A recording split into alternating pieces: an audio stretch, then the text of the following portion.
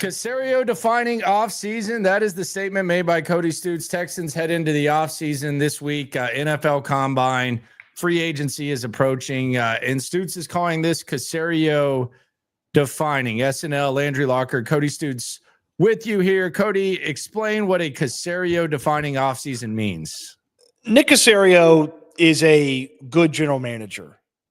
He nails this offseason, and he's a great general manager. This is a offseason where a lot's on his plate. A lot of it is on his plate by his doing. And if he has an excellent offseason, the Texans will be in a place to go where they've never gone before, AFC Championship game, and maybe further. So not only did his guy get hired as the offensive coordinator, the guy he's familiar with, the guy that got the interview 2 years ago because Nick Caserio was the general manager. You look at what he's directly in control of. This team's got to do some salary cap gymnastics to create salary cap space, in large part because of good and bad big contract investments that Nick Caserio has made. So that's on his roster, or that's on his plate. This roster needs a lot of work. Like, they need, 4 or 5 wide receivers to emerge behind Nico Collins. They need some depth at running back. They need help on the offensive line, not to mention basically every position on defense is only 1 deep right now on the 2 deep. So you got a lot to do with the roster. So you got to go out there, identify some bargains, find some guys. His hand-picked offensive line last year was awful. And even the pivots that they made by putting different players in were still his hand-picked guys, and it wasn't very good. He's got 6 picks in this draft, and he's got a contract extension looming with an all-pro cornerback where he's got to kind of delicately balance how much I pay a guy who's got a significant injury history and how much I pay a guy who maybe is on his way to getting even better than he was this year. It's just there's so much on Nick Caserio's plate, and he can't nail it all. I mean, if he hits on all of it, then the Texans are going to the Super Bowl and they're winning the Super Bowl next year. But like, if he hits on a lot of those, they're what? If he has the perfect offseason, they're winning the Super Bowl. Okay. I mean, like, if he creates cap space, fixes the offensive line, fills out the back part of the roster, nails half of his picks in a 6-pick draft class, and gets the Stingley extension done, like, they can win the Super Bowl. Yeah, I mean, I think they can contend for sure. My problem with the Caserio situation right now is you kind of hinted on it. A lot of, like, the cap gymnastics to me is self-inflicted. Like, I like the situation there, and you know, you look at weaknesses, and right now he's had like a massive ass safety net with the manner in which he's been able to function with the salary cap, because he has most of his young players that are the reason for success, are the biggest reasons for success.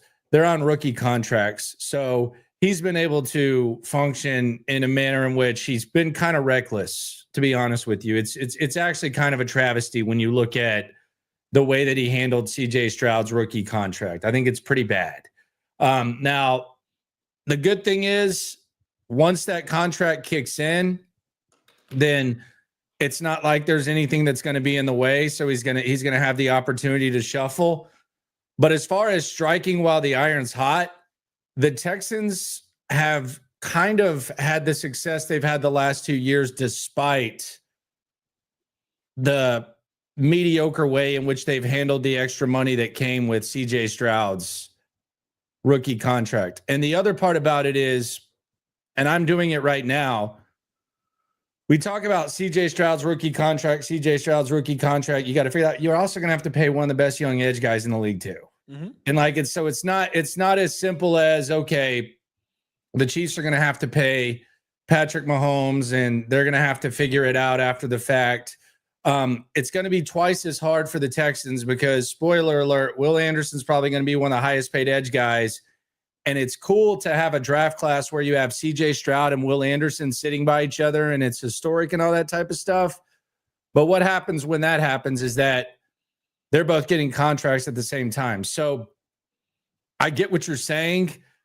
I think it's kind of been one of Nick Caserio's, one of the things that he's been questioned the most is how he has handled the cap and how he's handled the cap situation that he was able to get while he had this young core after stockpiling draft picks. I would actually, like, if we're just talking about that phase, again, it's a large ass safety net because you have a hell of a lot of margin for error when your quarterback, edge guy, cornerback, all arguably best. I mean, at near the top of their position, I would say Will Anderson's a top 15 edge guy. CJ Stroud's a top 15 quarterback, whatever, 12, 15, however you want to put it. And Derek Stingley's the top 3 corner. They give you that margin for error. But I would say, like, as important as this offseason is, and I agree with you, if we're just talking about how he handled that opportunity and that safety net, I would say he handled it pretty poorly. The two good parts of, maybe spending more than they could have or should have would be how he spent on Azeez Al-Shire and Daniil Hunter, but they don't come anywhere close to overtaking how bad it was to spend the money on Titus Howard, how bad it was to spend the money on Dalton Schultz. So those two things weigh you down more than Daniil Hunter in a 2-year deal and Azeez Al-Shire in a 3-year deal, lift you up. So those two things weigh you down a lot more. Yeah. And the good thing is it is a safety net and you can figure it out. And maybe it gets easier if CJ Stroud takes the next step. But I do agree with you. I think the most pressure this offseason, I would say it is Caserio. I would say Nick Caserio is under the most pressure because I don't think it gets any easier in the coming years. I actually think it gets more difficult. Now, maybe that means he tightens up a little bit and kind of figures it out, but the small window is over, and now we got to see how Nick Caserio handles. I have found it interesting too. And Daniel Jeremiah has kind of beaten this to death. I mean, as much as I saw this. Jeremiah, he's done it 3 times now in 3 different tweets. And I think you're seeing what I'm seeing.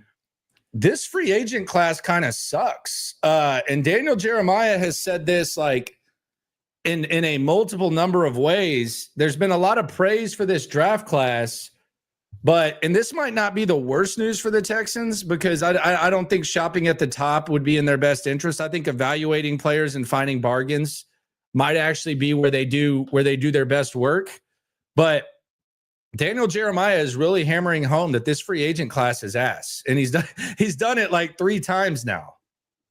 I've been reading about this free agency class for the last few days. It's making me even more fired up for the NFL Scouting Combine. Not a lot of excitement on the used car lot this year. It's a good year to buy new, Daniel Jeremiah said. Yes, he used said that. Car lot. He called it a used car lot, and then he also said this was 5 hours ago, and Cody's live at the Combine. I'll be at the Combine in a couple of days. Little scientific stuff that comes with trying to have a baby kind of coming into play here, trying to go for 2. Daniel here he goes. I'll be shocked if I don't see a flurry of extensions done the next 7 to 10 days. Teams have money space, and the free agent group isn't very exciting. Good time to lock up your key young guys. I will say this, and this is something that is a long-standing tradition amongst NFL media people.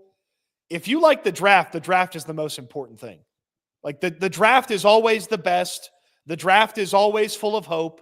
The draft always has so many good players. And the fact of the matter is, none of those guys have any level of a resume as far as what they can do in the NFL. And there's probably only, what do we see?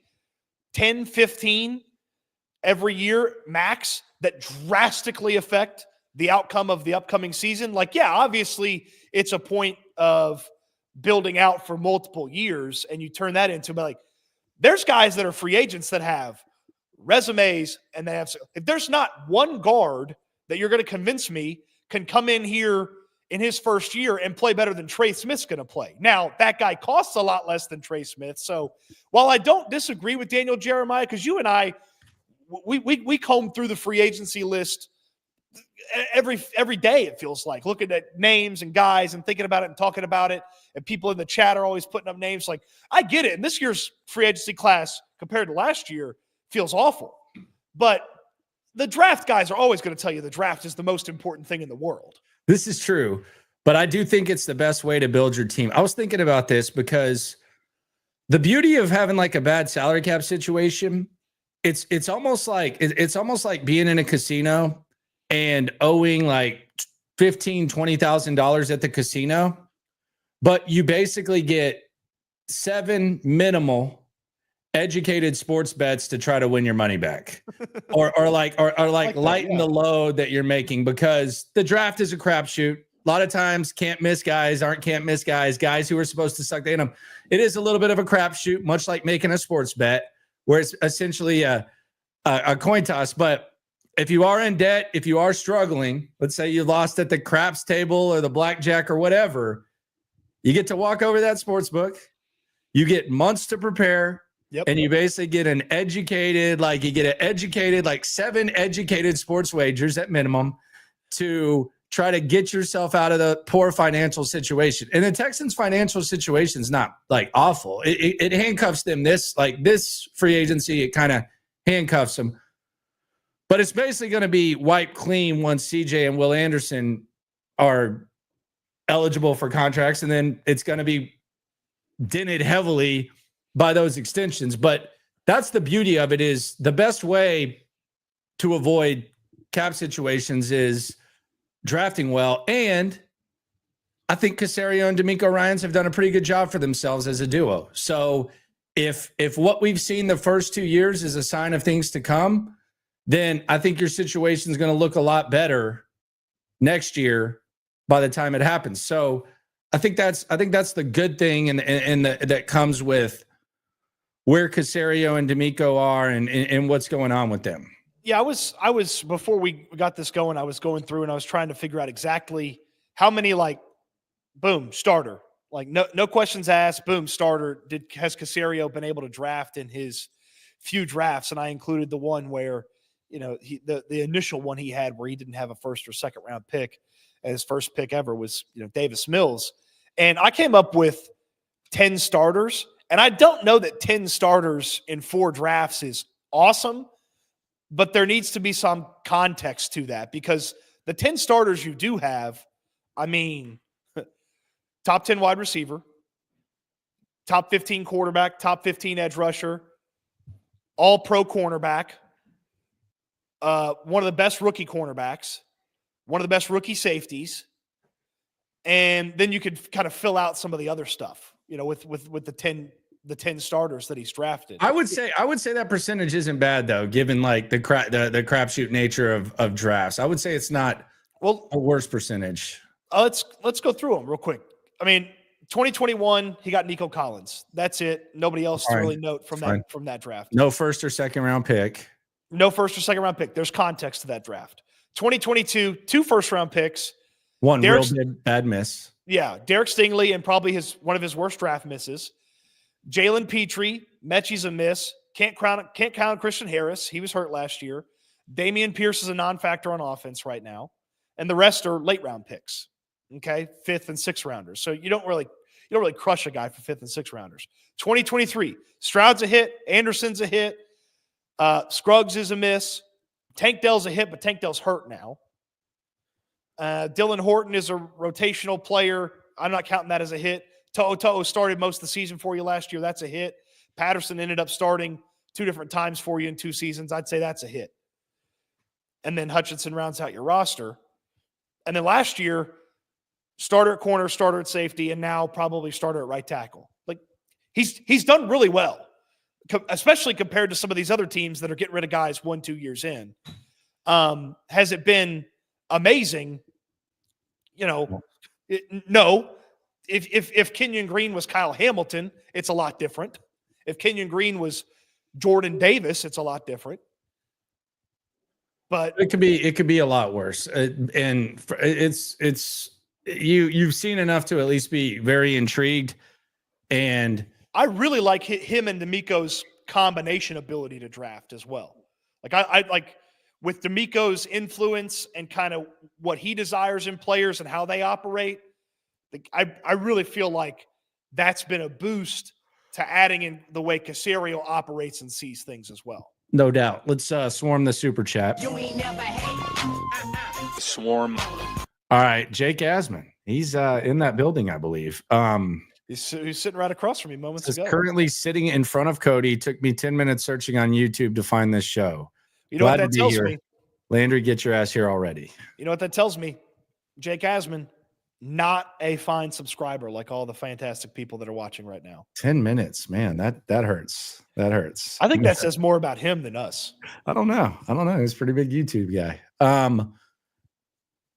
Is that Cougar or Cougar? How are we pronouncing this? I'm gonna go Cougar. Cougar with a K. I gotta ask, why do you guys think a trade for Kupp is a good idea or for Debo? When I look at this wide receiver room, they have desperate need for deep threat separator. Big fan, by the way. Love the content. I think they have a big need all over. I think in every way, shape, or form, they need to address wide receiver. They have one guy on the roster that you can rely on. And this is going to be something I'm going to say throughout the next few weeks. And then probably in free agency, the wide receiver depth chart will look different. And then after the draft, it'll look different. And then maybe even after secondhand free agency, it'll look different. But as we sit right now, you only have one wide receiver that you can trust. And I get the price for Kupp and Debo is a lot. I think these guys potentially are going to eventually be released. And I think the price is going to be a lot cheaper. So go ahead. I'd fight it out for Debo in free agency. I wouldn't trade for him. I'd fight it out and just kind of see what the deal is. They have to cut him. There's not really like I don't see the scenario where the 49ers don't just have to get rid of him. Yeah, he's gone. I would say, like, with Cooper Kupp, I would tell you, to me, it's almost Joe Mixon-esque and like, hey, we'll give you something so you don't cut him. And then they kind of adjust the contract however they want to adjust the contract to make it most beneficial for the Texans and, get Cooper Kupp on board. I got to imagine Cooper Kupp along the lines of Mixon would be excited to have a team like really want him. He probably would make more money in free agency, but you can address the contract. Well, he knows he's taking a pay cut. Well, yeah, and I think the thing, like you're asking why would it be a good idea? Value aside, Debo would be your second best wide receiver and your second best running back already. Cooper Kupp would be, it would be the second best wide receiver. I think he's better than Diggs right now. I know there's the question. I do think that we need to look at 2022. Is it 2022 or 2022 a little bit differently than we do? Because there's a lot of games missed, but Matthew Stafford only played like 9 or 10 games. So like that, when you're counting games missed, it's kind of like Stingley, his rookie year, where they shut him down and they shut down Dameon Pierce because they were kind of tanking. At that point, like Stafford was gone. So there was really nothing for Cooper Kupp to play for, but the injuries are a concern. But I think Cooper Kupp it should not exclude you. Like either one of these guys, my answer would be, we know their skills. We know their skills aren't what they once were, but we know on this depth chart, they're significant enough to where they're near the top. But I don't think either one of these guys, it's an either or. I still think you need a deep threat separator, young guy, whether you get these guys or not. I don't think it's an either or type of situation. Unless something drastically changes with a couple of the teams out there. There's not a deep threat separator available via trade right now. Obviously, those rumors will start popping up here in the next few days with the combine getting going. And that's where a lot of these, backdoor conversations start to happen. Couple of cocktails at a steakhouse. What would the price be if we wanted to trade for this guy?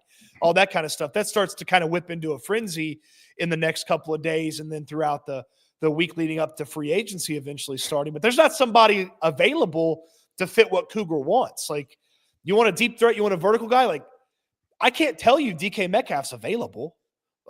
He's not it'd be cool to trade for him. He may not be available. Yeah, and this is kind of the draft where I really, really, really I want them to stockpile picks if the opportunity presents itself, particularly in day 2. So that's the other thing. But I don't think it's necessarily an either or thing. It is SNL. Cody Stoots live at the Combine. I'll be there in a couple of days. He is hanging with Jake Asman. I understand they're going to be hitting a lot of steakhouses as well as producing a lot of content. All of the offensive guys, if you're talking offense, they're going to speak Thursday, Friday, and we're going to get D'Amico. He ain't going to say much tomorrow, and we're going to get Nick Caserio on Wednesday. Not to minimize what D'Amico's going to say, but you know what it's going to be. Jake on the super chat says, keep us updated on the best O-line prospects in the combine. I feel like there's some hidden gems in this draft. Look, they have got to add some bodies to that offensive line room. Maybe it's a medium-sized or big investment on the offensive line in free agency, but they've got to get people in that building that can push the guys that are currently on that roster. They've got to. It doesn't seem like a huge task given what you have on the interior. You're right.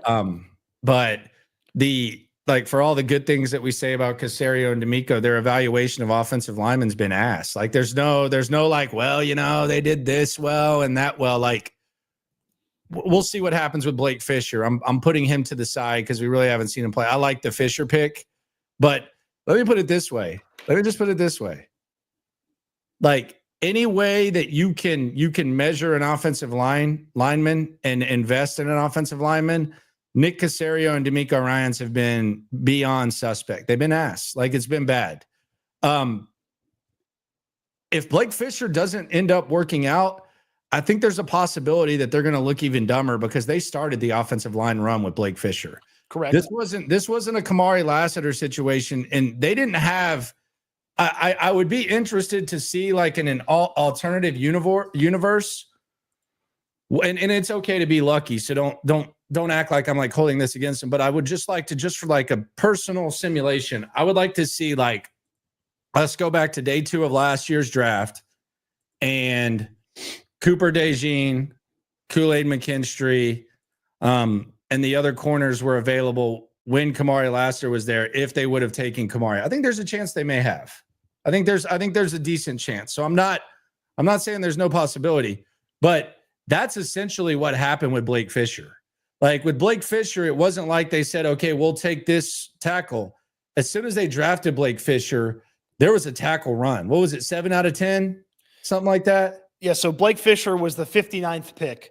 There was a tackle at 62, 63, 68, 75, and 77. Okay, yeah. So there was a big ass run. So their offensive line, like the way that they've evaluated offensive linemen has been really bad. And I'm just saying that to say, I agree with you that they need offensive linemen. I would say that wide receiver and skill guys are more important and they need to coach up whatever they get. They obviously, in a perfect world, can use resources, but that's where my trust issues lie, is the way in which they evaluate offensive linemen, whether it's deciding when to give them extensions, deciding, when to start them, when to play them, deciding just drafting like Juice Scruggs. We still don't know what's up with Juice Scruggs. That's kind of scary if we're talking about offensive line. That's another element of the Caserio offseason is like he has to fix something that is his biggest weakness. Like he has to go and fix it. Like they haven't made, to my knowledge, they haven't made any sort of like, they haven't brought in some expert scout who knows offensive linemen. And like Cole Popovich has been here.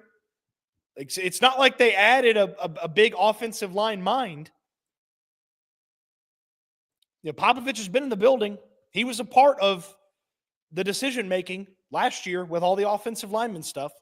So the people that have created the situation have to now get out of the situation. Yeah, and we'll see how it goes. It's going to be interesting. The combine's going to shape it up. We're going to start getting excited about guys. I think the combine always provides like a more accurate board, like of prospects. Like you get a better grasp of guys, and then free agency will give us a better grasp of what the plan of attack is in free agency. But here's the question I want to ask, and I'm putting you on the spot on this. I'll put the people on the spot as well. Shout out to the few hun in the chat. Be sure to subscribe if you have not. Like, what is the most pressing need going to be next year? In other words, like right now we look at this team and we say, and I did this on my video today where I went over last year's free agents. Like, Right now, if we're going into this draft, we sit here and we say, all right, they're set on the edge. We feel good about that. They're set at corner. We feel good about that. Arguably the two best duos at their position groups. But corner, you're probably going to feel the same next year. Edge, there's a chance that edge could be the most pressing need next year, despite the fact you're going to be eligible to pay Will Anderson. So what could potentially be the most pressing need next year that is not the need heading into this draft? Because that's a lot of times that's kind of the way they function as an organization, is they kind of think a couple moves ahead. It's edge. You need a cheap edge rusher opposite Will Anderson. You've got to have a cheap option, because not only is Danielle Hunter a free agent at the conclusion of this upcoming season, so is Danico Autry, who's your number 3 edge rusher right now. So you absolutely need an edge rusher opposite Will Anderson. And look, if one of these guys fell to them at 25, they might do it. They might do it, and just continue to build the monster that is their defensive line. But if they did the Minnesota trade again this year, like the move out of the first round, I would tell you that one of those day 2 picks is going to be an edge rusher. As of right now, I don't know that they would do that, or they would want to do that as much. But if they somehow took that first at 25 and turned it into a couple of day 2 selections over the next couple of years, then I would tell you they'd be drafting an edge for sure.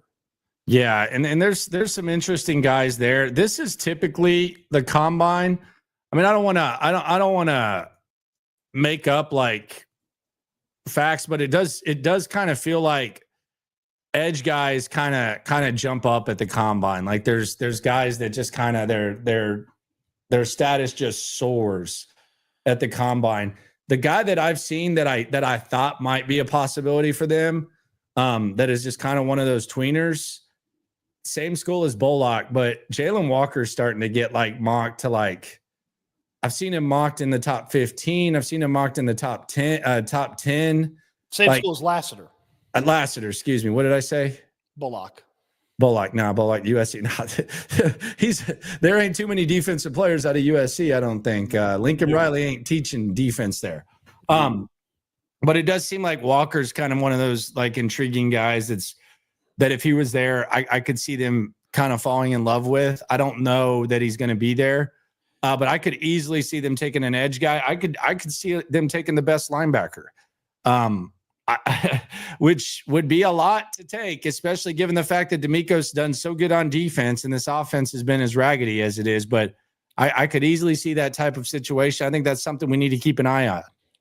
The thing about these edge rushers is like all these, as I kind of like look at some of them and read about what the draft nicks think about them and listen to some of them, all these edge rushers, with the exception of Abdul Carter, who's going to go 1 or 2, all these guys have some sort of like really big hiccup about their game where it's like Jalen Walker. Well, what position is he? Is he actually a linebacker? Is he actually an edge player?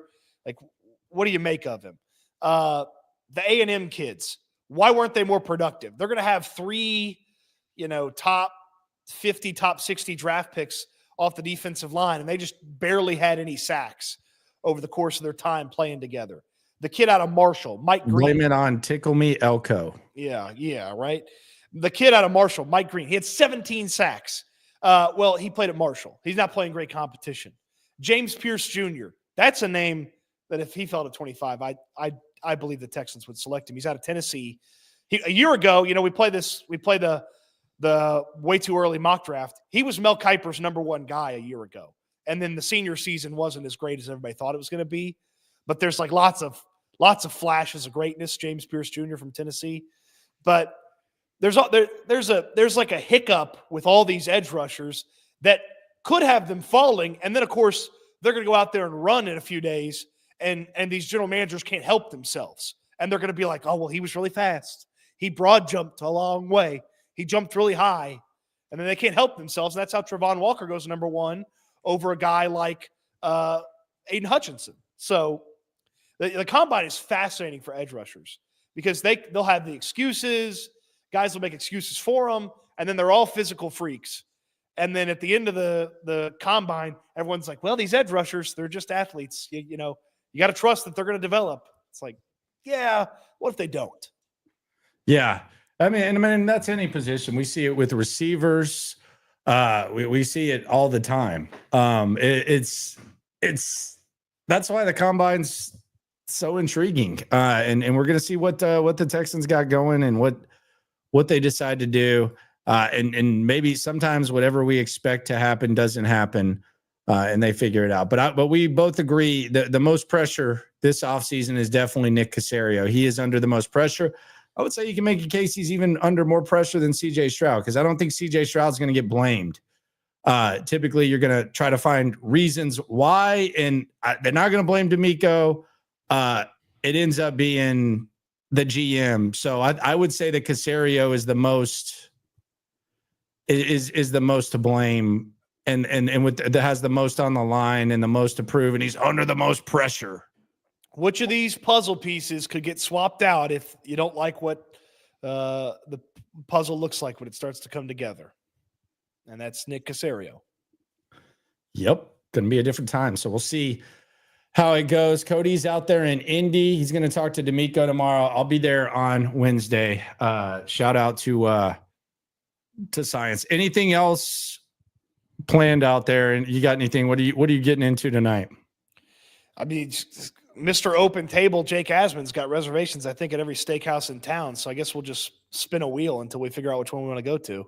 He's a medium rare guy, right? Like, there's just never been a doubt about that. I think he's a well done guy. Well done, or medium well? No, I think he's a well done guy. Really? I'm pretty sure. Okay. I'm pretty sure. And of course, he can't. Now, I'm not going to sit here and tell you that the shrimp cocktail is bad, the legendary St. Elmo's shrimp cocktail here in Indianapolis. It's not I'm eating bad. I'm eating that Thursday. It's not as spicy as the Indianapolis folks think it is, but it's not. It's good. He can't even partake in the greatness because he's got a shellfish allergy. Really? That sucks. Yep. Can't even partake. All right. Well, we appreciate everyone for coming through, participating in the chat. Subscribe, like, right along. We got you covered in Indianapolis, SNL, normal time. We had some travel stuff today, so we were there. We'll get the normal time going as well. Cody will say 5 Eastern. It's 4:00. We know. I'm sorry you don't understand time zones. I just don't need to understand time zones. This is a text 4:00. Just like we just went at 6. I texted you exclusively in your time, and you were like, "Can you stop talking about time zones?" I don't understand time zones. Yeah, we don't need to do it. But you've been there for like 4 minutes. You don't even know what time zone you're in. Not impacted by me. We know it's 24. Come on. Going to Vegas with you is mind-numbing because you go through time and Central Time while we're in Vegas, which is 2 time zones away. Well, when you're thinking about football, you don't want to say, hey, the 10 a.m. kicks. You got to still say the noon kicks. You still got to say the 3 p.m. You don't say the 1 p.m. kicks. I'm sorry. I'm sorry that that's so difficult for you to understand. I'm sorry you don't understand time. This is not a me thing. This is a you thing. You don't understand time zones. Forget a time zone. I'm a time zone denier. Yes, engineer. I'm a time zone denier. I am a anti-faxer when it comes to freaking time zones. Yes. Especially when some jamoke steps foot in a new city at Eastern time zone, and then all of a sudden he's speaking to me like he's like some New York talk host or something like that, that I'm asking to like, come on, Eastern or Central? I forgot that you don't understand them. I'll only speak to you in Houston time from now on. No. Yes, thank you. Yeah, okay, there you go. No, I'll accept the apology. Yes. Yeah. Accepted. Thank you.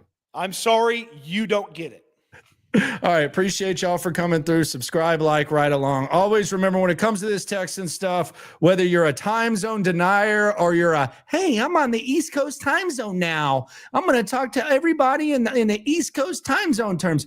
We're all in it together. Hey, what time is this? It's 1:00. It's 2:00 now, Landry. Eat good, sleep good, be good. We'll talk Texans again soon. Thanks for watching, everybody.